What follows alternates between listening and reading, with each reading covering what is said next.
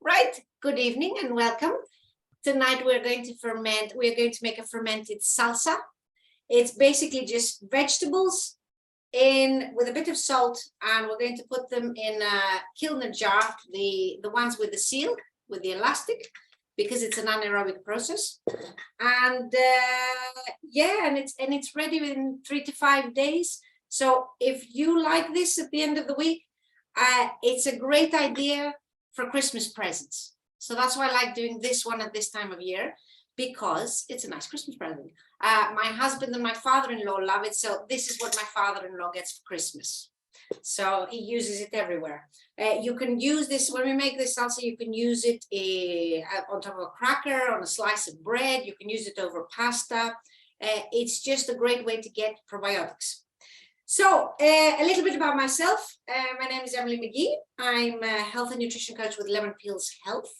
And I'm not a fermentationist, but I use ferments for my clients' health. I focus on blood pressure and blood sugar regulation. And taking care of your gut health is an important part of staying healthy in the blood pressure and in the blood sugar, but generally.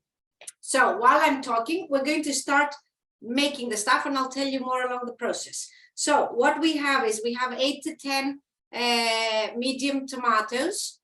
The recipe says 2 red or green peppers. I'm going for a green and a yellow just because I've got red in the tomatoes, so just to get some different colors.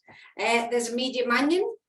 There's 1 to 2 garlic cloves. I've got 2 because they're so good for you. We've got salt and pepper. Sea salt or Himalayan salt. This has to be, because it has over 84 minerals, very good for us. So it's the best for fermenting.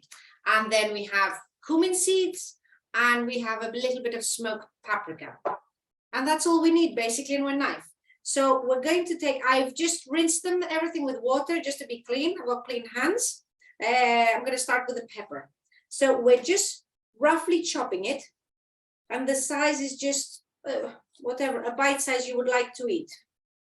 So we're just going to, I don't know. Maybe I'm going to aim for about that size. I don't know. And I have a big bowl here, and I'm just going to throw everything into the bowl. There we go. That's fine. Don't get the seeds, of course. We're going to try and cut everything the same size as much as possible. So, let me see. I tried to put a rhythm in how I'm saying it. So yes, I use them because they're very good to help regulate blood pressure and blood sugar.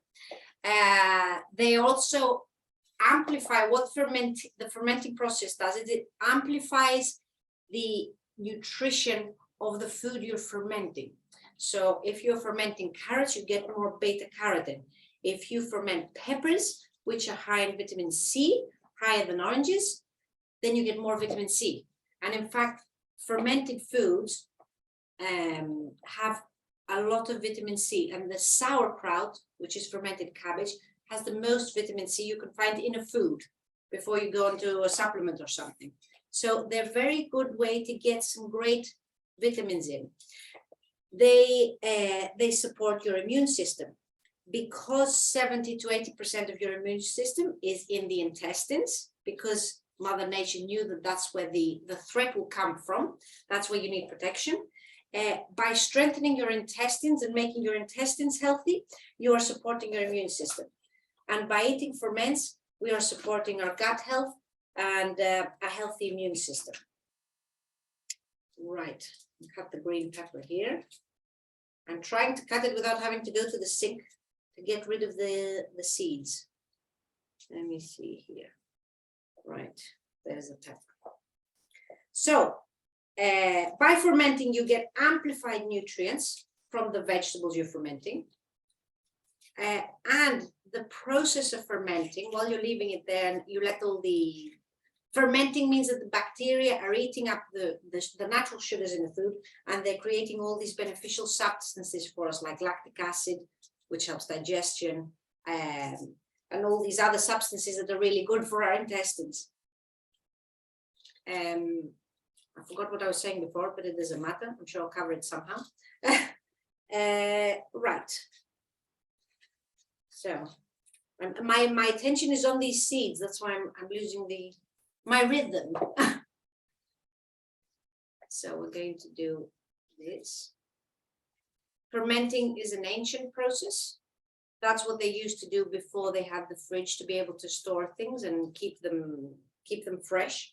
So I've done the peppers. I'm going to the peppers. So this isn't us reinventing the wheel. It isn't something us doing something new. It's us doing something our ancestors did, and our ancestors had a more robust health, and they didn't have as many threats, so to speak, as many toxins. They weren't exposed to as many toxins, so they weren't susceptible to as many things as we are. But they were stronger organisms. So it's a good thing to look to the ancestors, how they ate, so we eat like them too. Now here's a tomato. I'm trying to cut everything at the same size. Let's go there.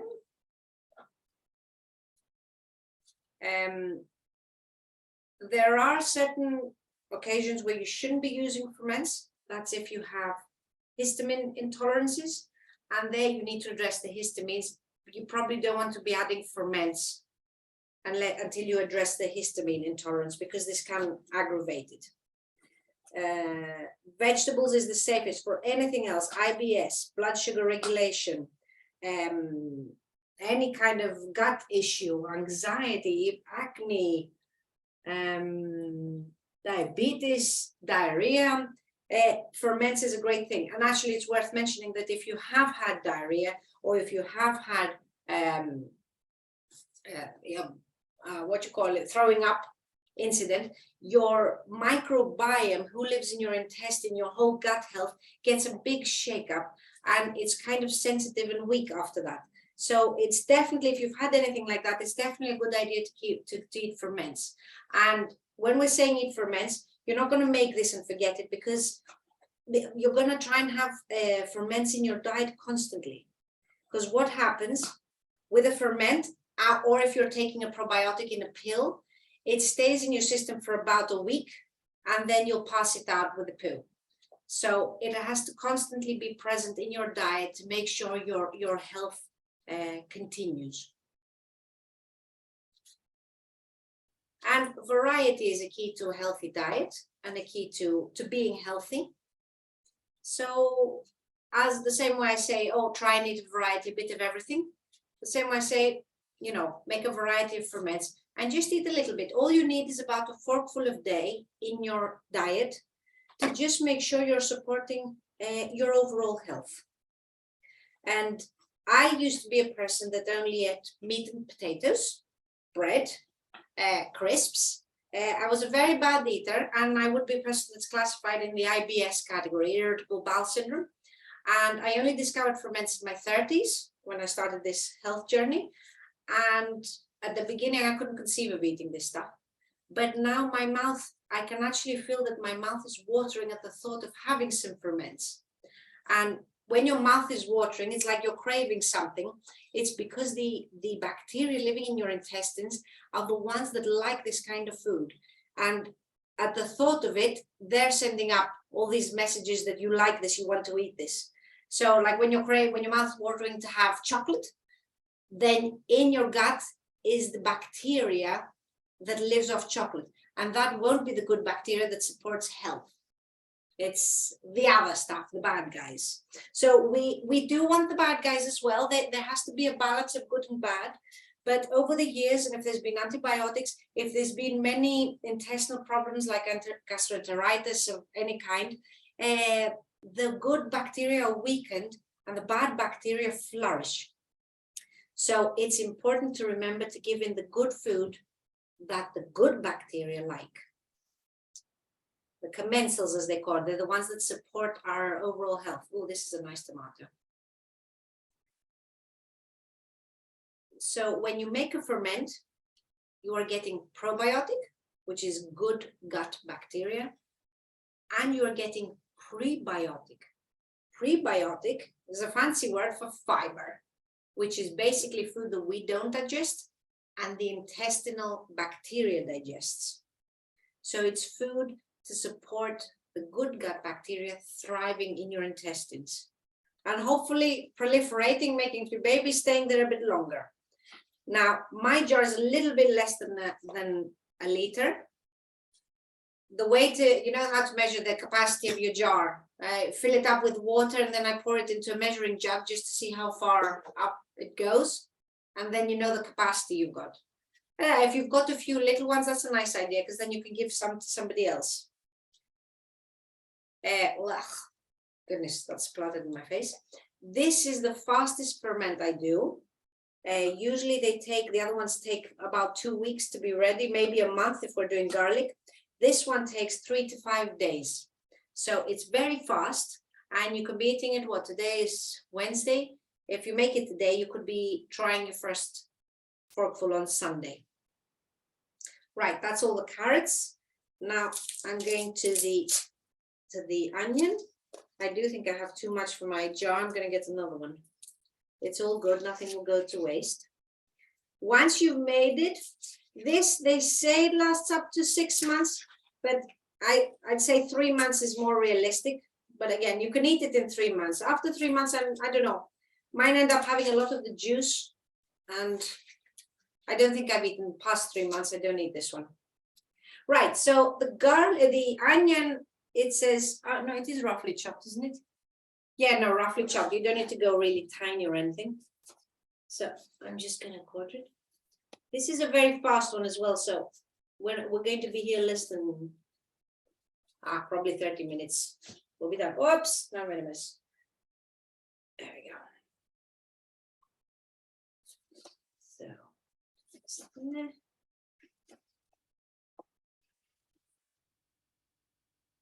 So as I was saying to Kitty before, I was always trying to make ferments and then I never did. I bought the ingredients and then I let them get old. I was like, oh, can't do it today, I'll do it tomorrow, this, that, the other. But that's why I do the workshops. I do it on the last Wednesday of every month. It's a free workshop and it's just, I'm accountable to you. So I have to show up to show you how to do a ferment, which means I get to make my batch. So it's a nice win-win situation. And it's spreading the message of health and we all strengthen our gut and our immune system, which in this day and age, as you know, with what's happened, especially the last 2 years, it's very important. Ferments are a great source for vitamin C and vitamin D, natural source. We do need them.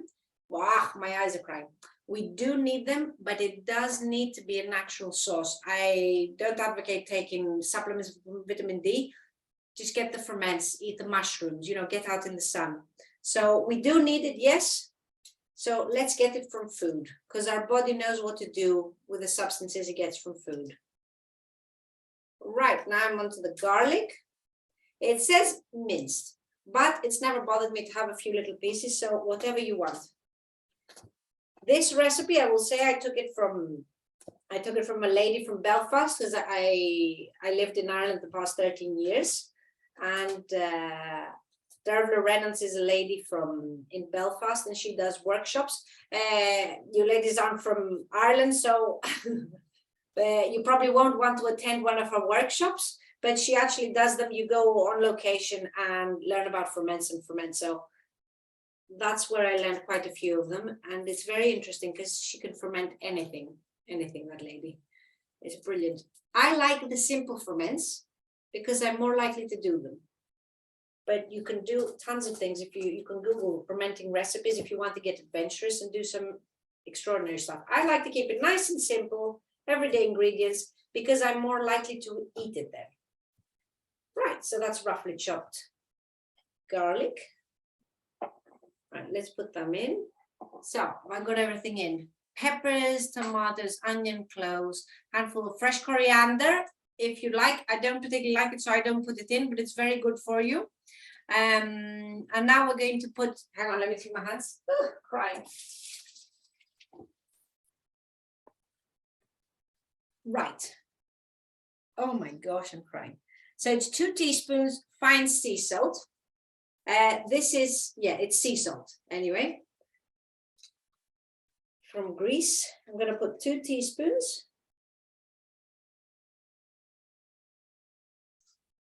A bit more is fine too, so no, not too precious about it.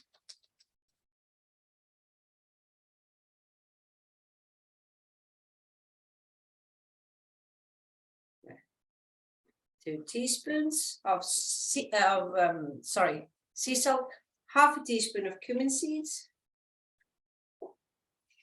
Take this off. Bit of flavor, again, a bit of goodness in that. In fact, cumin seeds are, studies have shown it helps blood sugar, blood pressure, and cholesterol. So if you put them in your ferment, you're amplifying everything again. Half a teaspoon of freshly ground black pepper. Well,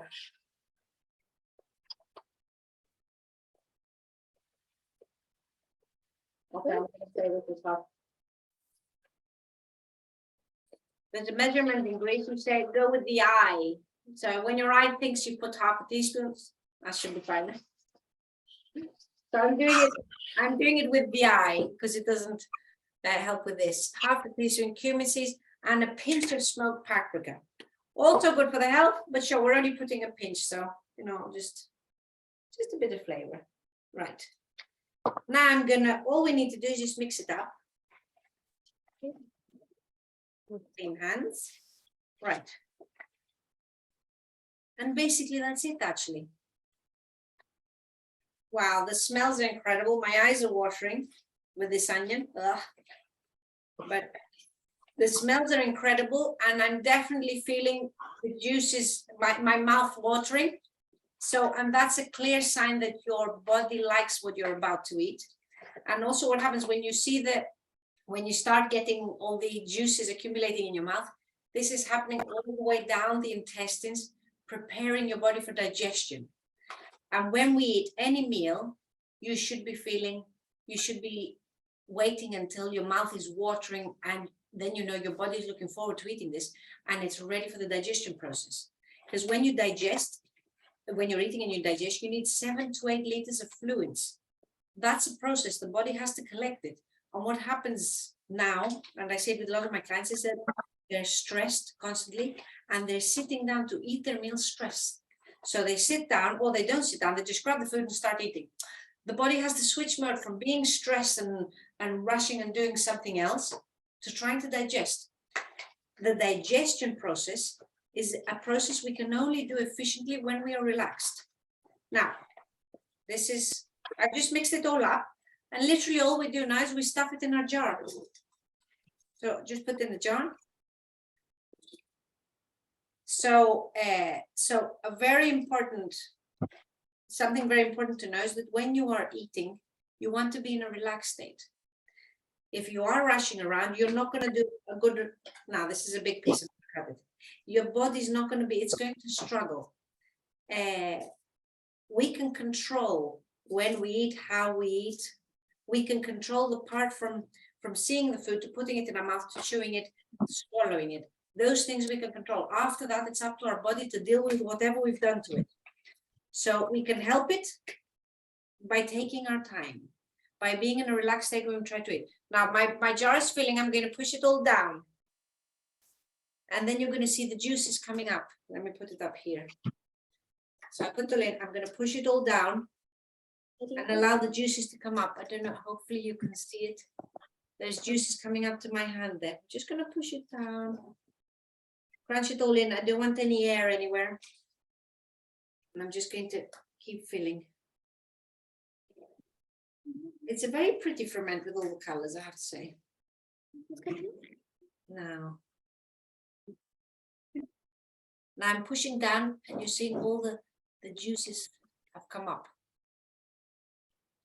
We are going to leave 2.5 centimeters, about this much from the top, because we need a tiny bit of air. So just push down. There we go. Now I've still got a bit left. I want to get the juices in, so I'm going to put the juices. Try to cover it and see. There we go. That's beautiful. Now all the vegetables need to be submerged into the liquid. Naturally, when you make this, the vegetables are going to have the tendency to come up and float. So we need to make sure they stay down. That's why you need a weight. And I'm just realizing I forgot to bring it. Where have I got my stones? Does anybody know where I put my stones? Right. You know what we can use? I'm going to take, I had a red pepper here, which I'm not using. What I'm going to do, because I can't find my stone, is I'm going to cut this like this, because I need something that's about the size of the opening of my jar, and I'm going to need to put it in to press the vegetables down. So this doesn't need to be submerged into the liquid. It's literally just going to pressure something down. You can use the top of a pepper like I've got here. You can use a big cabbage leaf. You can use a stone. I have some stones from the beach and I put them down. Anything, or a glass, you know, the glass candlesticks IKEA has. That can be used as well. So I'm going to take the lid of the pepper, and I'm literally just going to plunk it in and push everything down. There it is. So everything's submerged. Again, it doesn't matter if my weight is submerged. So I've got this, and I've left a little bit up, a little bit of air at the top. I wonder, could I put, you know, I might put more. Oh, mother to the rescue. Mother's found my stone. Thank you, mother. Here's my beach stone. Let's push it in. Yeah, you know what though, because it's a big jar. We're gonna do, I think we like this. Perfect. Now, clean the hands.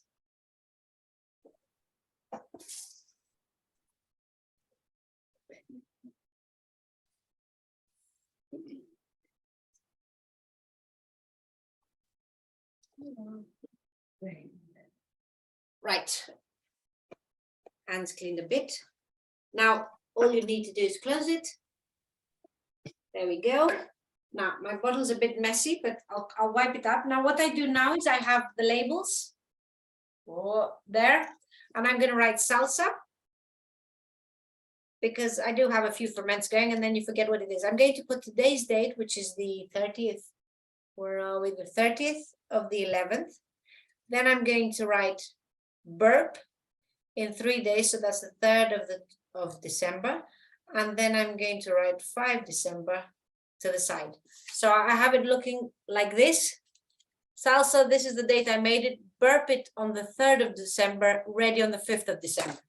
And I'm going to stick this on the bottle. Now, what burping is, it means you give it a bit of air, let a bit of air out. Because when the bacteria start forming, they start digesting everything, they are going to expel carbon dioxide. So you need to leave it a bit of room, because otherwise they can't explode. This one is particularly lively ferment. So in 3 days, definitely make sure you have a look at it. So what burping means is literally you open the lid, let the air out a bit, and close the lid. This one, if you shake it a bit on day 3, maybe even from tomorrow, you'll see some little bubbles forming. That's how you know the fermenting process has started. And because it's a lot, I do this with all the ferments, but this one's particularly lively. I put it on a plate, because any juices that come out will just make a mess everywhere. So there's a plate, you know, this one might actually go on a bigger plate because it's so lively, usually. So we're going to put it there. I'm going to wipe it so I can put a sticker on it with something. So I'm going to put it there, right? And then I got my lid, my label.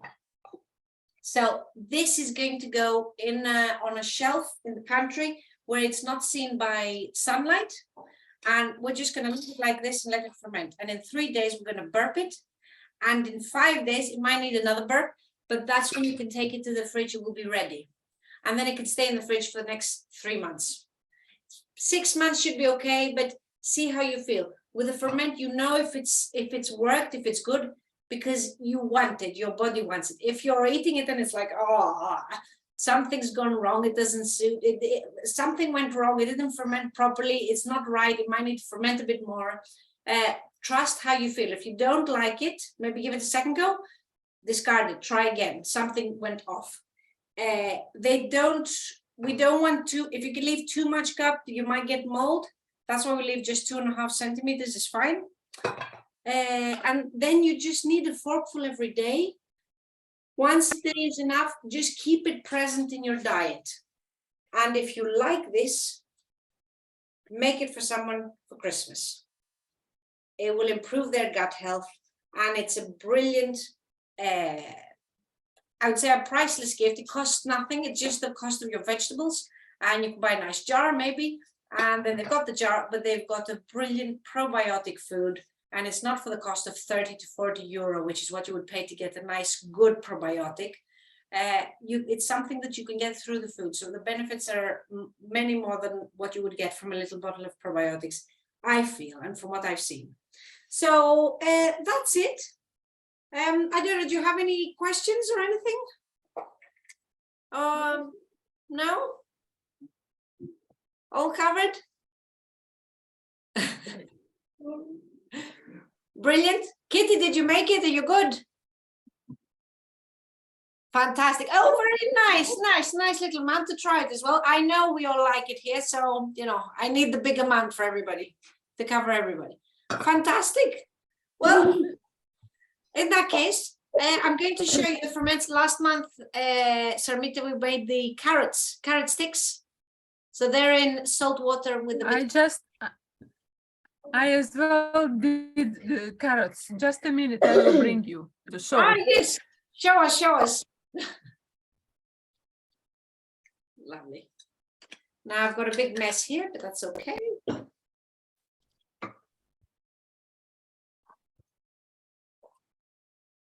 Okay. Ah, carrots. Nice, Kitty. Perfect. Try one. Although I prefer them cold, but it's definitely ready to try. Let's see. Is your daughter going to try them? Oh, clever gal. I want one. Clever gal. Oh, there's somebody else there. Is he going to try it? Oh, nice. Oh, lovely. What have you put in there, Sarmita? What's in your... It's carrots and what else? Peppers. Sorry, I can't hear you. I did with... I don't know how it is in English. Okay. Smoked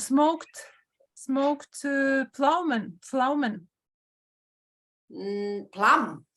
Plum, yeah, smoked plum. I don't know whether it will be okay. Maybe. Okay. I don't know. It'd be interesting to find out. You can theoretically ferment anything, either with just salt or with brine water. That's you can ferment. That's very interesting. Okay, let us know how it goes. Brilliant. Kitty, were they nice? Did the kids like them? Do you like them? Yes. Ah, clever gal. Well done, guys. Did your other partner like them? Yep. Fantastic. They're great. It's great. They're just present in the diet, and you know, it just supports overall health, the immunity. It just supports gut health. It's all down to the gut. I think, yeah, definitely.